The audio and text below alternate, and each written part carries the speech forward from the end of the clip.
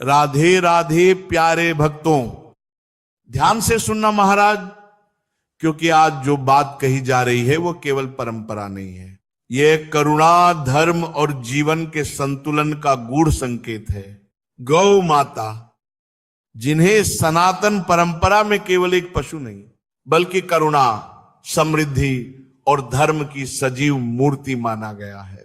कहा जाता है महाराज कि जहां गौ माता का सम्मान होता है वहां बिना मांगे भी बहुत कुछ अपने आप जुड़ने लगता है।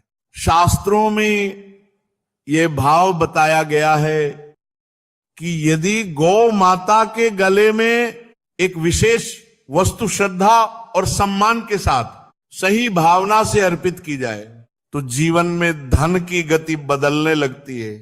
ऐसे लोग जिनके जीवन में परिश्रम तो बहुत है लेकिन फल ठहरता नहीं, जिनके पास अवसर आते हैं पर टिकते नहीं, और जिनकी इच्छाएं बार बार अधूरी रह जाती हैं, उनके लिए यह परंपरा एक नई दिशा की तरह मानी जाती है।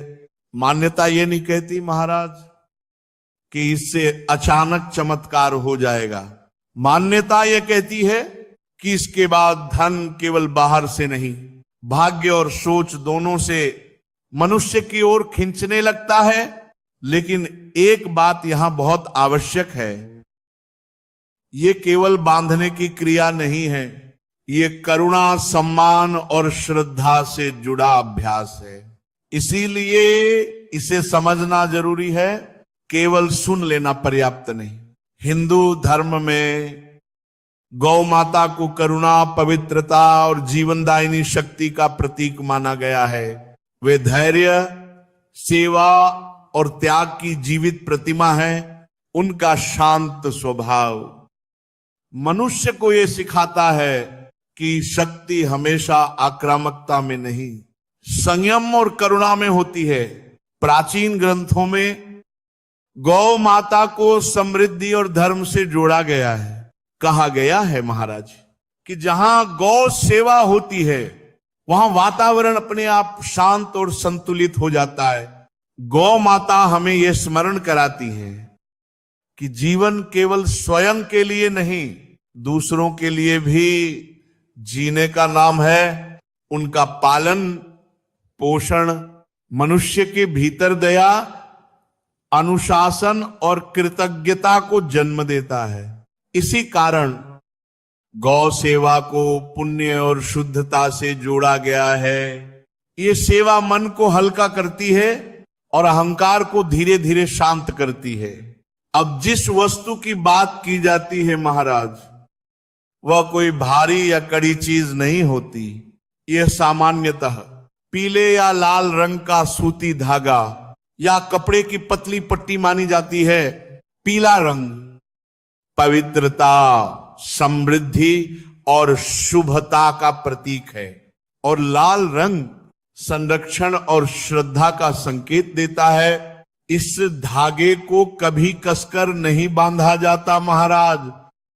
इसे केवल गौ माता के गले में ढीले और सम्मान पूर्वक हल्के स्पर्श के साथ रखा जाता है ताकि उन्हें किसी भी प्रकार की असुविधा न हो। और सबसे महत्वपूर्ण बात, इसे बांधते समय मन में कोई मांग नहीं रखी जाती। मन में केवल कृतज्ञता होती है, करुणा होती है और ये भाव होता है कि हम कुछ लेने नहीं बल्कि सम्मान प्रकट करने आए हैं। मान्यता यह है महाराज कि जब यह कार्य निस्वार्थ भाव से किया जाता है तो मनुष्य के भीतर अहंकार कम होने लगता है, सोच में नम्रता आती है और यही नम्रता जीवन में स्थिरता और संतुलन का द्वार खोलती है। यह धागा गौ माता के लिए कोई बोझ नहीं, मनुष्य की श्रद्धा का प्रतीक होता है। इसे बांधने के बाद गौ माता को आदर से भोजन कराना, पानी देना और शांत भाव से प्रणाम करना ही इस परंपरा का वास्तविक अर्थ माना गया है। समझना यह है महाराज कि ये उपाय धन को बुलाने का साधन नहीं मन को करुणा और संयम की ओर मोड़ने का संकेत है। और जब मन करुणा सीखता है तो जीवन अपने आप संतुलन की ओर बढ़ने लगता है। गौ माता से जुड़ी हर परंपरा मनुष्य को धन से पहले धर्म और भावना की याद दिलाती है। ये कोई सौदा नहीं है, ये एक भाव है।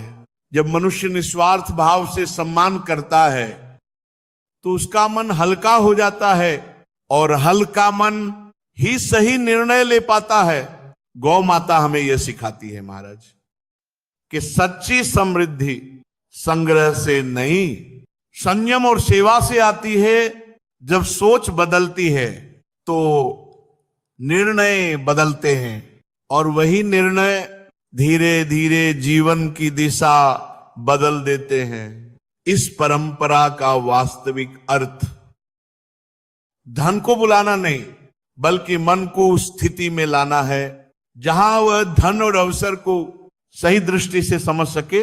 गौ माता शब्दों में नहीं, अपने मौन में बहुत कुछ सिखाती हैं। धैर्य, सहनशीलता और स्थिरता, और यही गुण मनुष्य के जीवन की नींव बनते हैं। इसलिए महाराज, ये कोई चमत्कार का वादा नहीं, एक स्मरण है कि जब मन शांत होता है तो जीवन अपने आप रास्ता दिखाने लगता है। यही गौ माता से जुड़ी परंपराओं का वास्तविक संदेश है कि सच्ची समृद्धि बाहर नहीं, भीतर से शुरू होती है। राधे राधे।